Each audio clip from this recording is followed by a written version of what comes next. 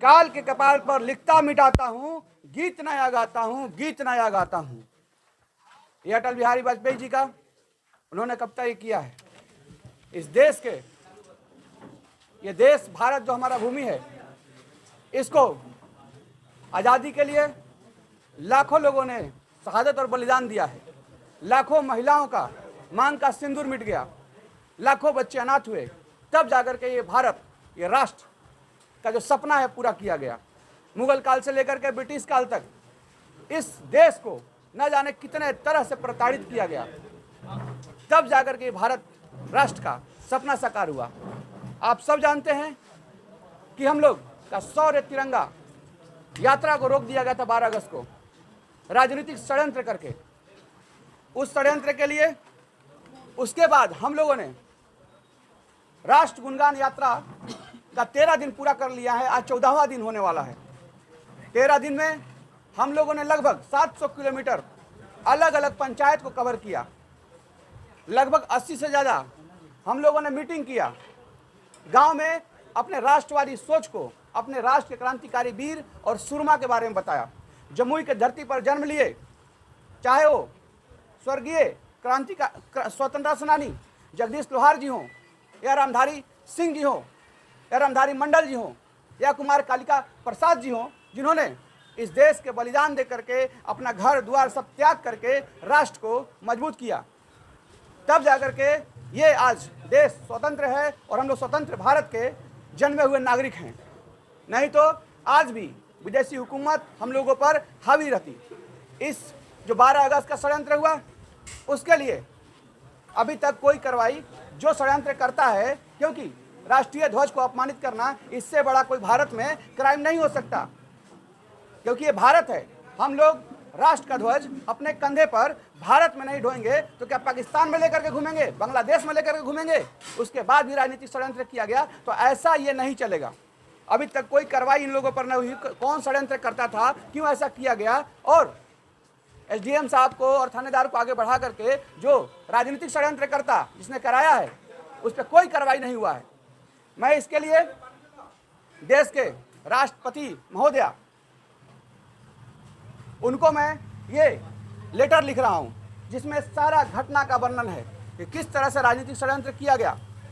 दुर्भाग्य की बात यह है कि जब देश के बाहर के लोग, अमेरिका जैसे लोग हमारे देश पर टैरिफ लगाते हैं, तो समझ में आता है।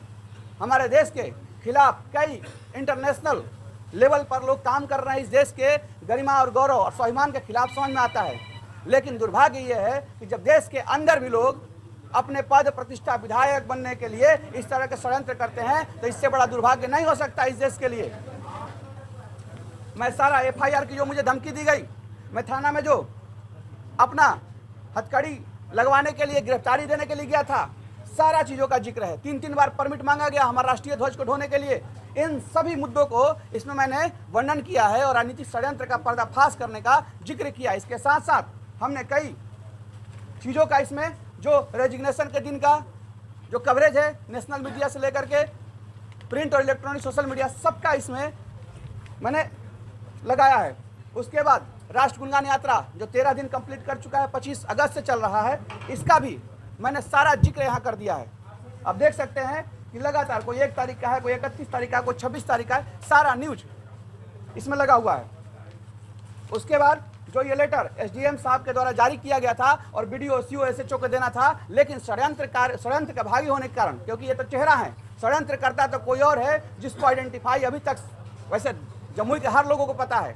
और इनको अगर इस बार सोच रहे हैं कि षड्यंत्र करके अगर जनता के दिलों में जगह बना लेंगे और घुसपैठ करके, तो ये नहीं होने वाला है। लोगों को, एक एक व्यक्ति को पता है कि षड्यंत्र किसने किया है। ये लेटर को भी मैंने लगा दिया है कि किस तरह से इस झंडे को अपमानित करने का पूरा षड्यंत्र किया गया, ताकि अपना पद और प्रतिष्ठा चलता रहे। ये देख सकते हैं कि एक बार नहीं, एक बार पुलिस रोकती है, दूसरी बार पुलिस रोकती है, ये तीसरी बार। ये सारा लेटर मैं लगा करके देश के राष्ट्रपति महोदया को, आदरणीय यशस्वी प्रधानमंत्री जी को, गृह मंत्री जी को, राज्यपाल महोदय बिहार को, मुख्यमंत्री जी को, बिहार सरकार के गृह मंत्री जी को, और आदरणीय उप मुख्यमंत्री बिहार सरकार विजय सिन्हा जी को और आदरणीय सम्राट चौधरी जी को, मैं सभी को ये लेटर यहाँ से पोस्ट करूंगा, क्योंकि मैं रुकने वाला नहीं हूँ। अगर ये लोग सोच रहे हैं षड्यंत्र करके भारत की भूमि पर यहाँ पर आप सुरक्षित रहेंगे, तो ये नहीं चलेगा। कई सारे लोग हम लोग के कार्यक्रम के बाद हम लोग यहाँ पर तोरण गेट बनाने के लिए आवेदन देना चाह रहे थे एसडीएम साहब को। वहाँ उनके स्टाफ के द्वारा बोला गया कि आवेदन नहीं लिया जाएगा, आप जाकर के पीडब्ल्यूडी में दीजिए, आप जाकर नगर पालिका में दीजिए, आप जाकर थाना में दीजिए। इतना प्रोसेस बताया गया और आवेदन नहीं लिया गया। मैं उनसे पूछना चाहता हूँ, और मैं आने वाला समय में आरटीआई भी लगाऊंगा कि जितना तोरण गेट बना है, कोई 1 महीना से चला हुआ, आप सब लोग देखते होंगे कि कोई कई सारा धर्म जागरण के लिए 1-1.5 महीना से चल रहा है तोरण गेट, अलग अलग खैरा रोड में लगा हुआ है। उसके बाद आपका जो सिकंदरा रोड में लगा हुआ है, उसका कहाँ परमिशन है? मैं सब पता किया हूँ, किसी को परमिशन नहीं दिया गया, पीडब्ल्यूडी से कोई परमिशन नहीं लिया गया।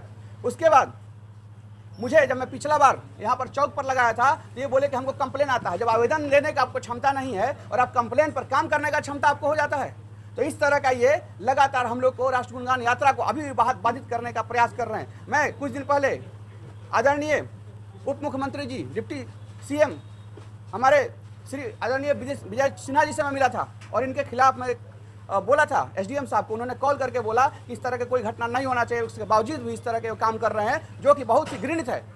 राजनीतिक षड्यंत्र, आप किसी के लिए पद प्रतिष्ठा के लिए, आप विधायक किसी को बनाने के लिए इस तरह से आप मैदान में नहीं उतर सकते हैं। लोकतंत्र का अपना गरिमा होता है।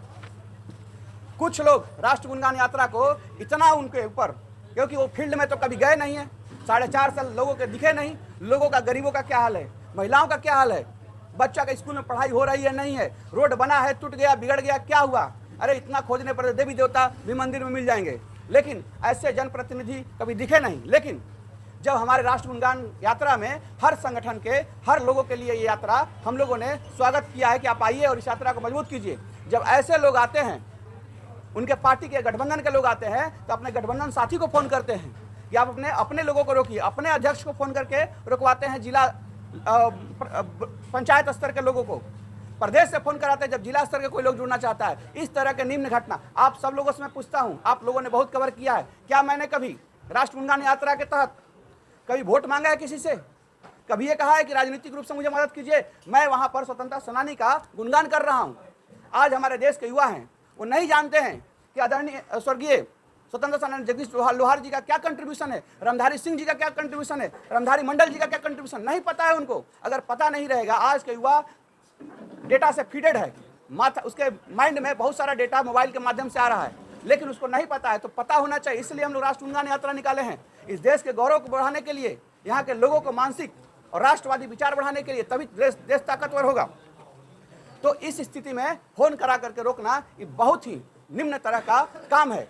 मुझे लगता है कि जब ऐसे लोग राजनीति का विरासत करेंगे, राजनीति में रहेंगे, तो ये लोग, इतना डरे हुए लोगों को राजनीति नहीं करना चाहिए, क्योंकि आपको क्षेत्र में काम नहीं करेंगे तो डरे रहेंगे। हम लोग अगर राष्ट्र गुणगान यात्रा में ये कह रहे हैं वंश और विरासत नहीं चलेगा, वंश और विरासत का कोई तालमेल नहीं होना चाहिए, तो क्या गलत है? अरे संघर्ष और सियासत की चाहत होनी चाहिए। जो संघर्ष करेगा वही तो समझ पाएगा गरीबों की क्या समस्या है, गांव में क्या समस्या है, कृषि में क्या समस्या है, लोगों, महिलाओं का क्या समस्या है, बुजुर्गों का क्या समस्या है, जो दूर जंगल में क्या समस्या हो रहा है, कौन समझेगा? जो संघर्ष करेगा, लोगों के बीच में रहेगा। आप ऊपर से आते हैं और बैठ जाते हैं, तो ऐसे लोग क्या समझेंगे कि इस सियासत कैसे होता है? तो इन सब लोगों को हम लोग, ऐसे लोगों के पर्दाफाश हम लोग कर रहे हैं जो राष्ट्रवाद के, राष्ट्र के खिलाफ, ये सब एक श्राप है। मैं आपको बता दूं, ये एसडीएम साहब जो पीडब्ल्यूडी और आपका एमईओ के पास कह रहे हैं, हम लोग एमईओ को लेटर दिए थे पहले, उन्होंने रिजेक्ट कर दिया कि नहीं हमारे पास अभी हम आपका लेटर नहीं ले सकते, उन्होंने भी रिजेक्ट किया है। तो उन पे कार्रवाई इनको करना चाहिए था, उन पे पूछना चाहिए था, लेकिन ये हम लोगों के खिलाफ काम कर रहे हैं। हम लोग स्वदेशी, आप देख सकते हैं कि हम लोग इतना बड़ा, आज दैनिक भास्कर, इसी तरह से प्रभात खबर और दैनिक जागरण में भी छपा है, जिसमें लिखा हुआ है स्वदेशी अपनाओ देश बचाओ। हम लोग कौन सा देश विरोधी काम कर रहे हैं? इसमें हम लोग गांव-गांव जाकर के लोगों से बात कर रहे हैं कि जो कैलिफोर्निया का बादाम है उसको आप रिजेक्ट कीजिए, क्योंकि ट्रंप कभी सोते हैं तो 25% और जगते हैं तो 50% का टैरिफ लगाते हैं। क्या हमारा अंतर्राष्ट्रीय संबंध ट्रंप के अनुसार चलेगा? रसिया हमारा ऑल वेदर फ्रेंड है, पहले भी था, है और रहेगा। तो इनके कहने पर हम लोग नहीं ना चलेंगे। ये आप पेप्सी कोला बेचते हैं, कोको कोला बेचते हैं, जिसमें 70% से ज़्यादा जरूरत के हिसाब से एक बॉडी का ज़्यादा उसमें मात्र 200 ग्राम पीने पर उसमें शुगर कंटेंट है। आज अपना देश ओबेसिटी से लड़ रहा है, एक बहुत बड़ा संख्या ओबेसिटी के शिकार हो रहा है। इसमें 70% जो पैसा है सीधे अमेरिका को जाता है। अरे आप पैसा हमारे देश से लेकर के, इतना बड़ा कंज्यूमर 140 करोड़ का जनसंख्या है और हम ही पर आप आके दिखाएंगे और हम उसके खिलाफ नहीं करें।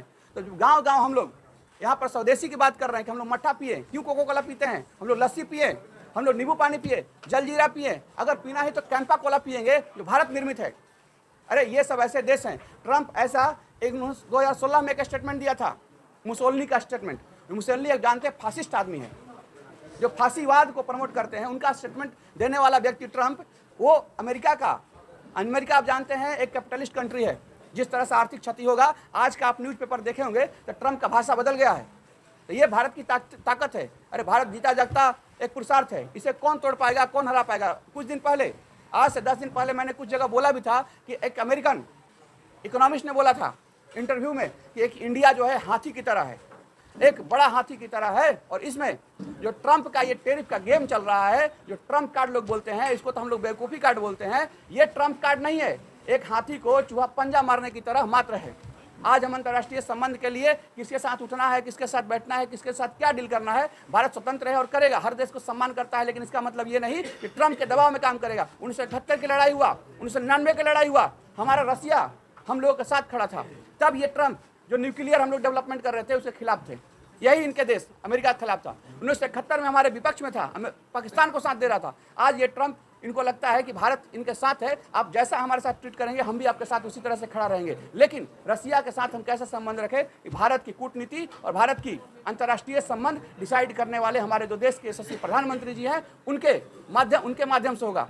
हम लोग आत्मनिर्भर गाँव बनाने का प्रयास कर रहे हैं, हम लोग यशस्वी प्रधानमंत्री जी के विचारों से इन्फ्लुएंस हैं और इसको आगे बढ़ाते रहेंगे। कोई जम्मू में षड्यंत्र करके इसको रोक नहीं सकता है।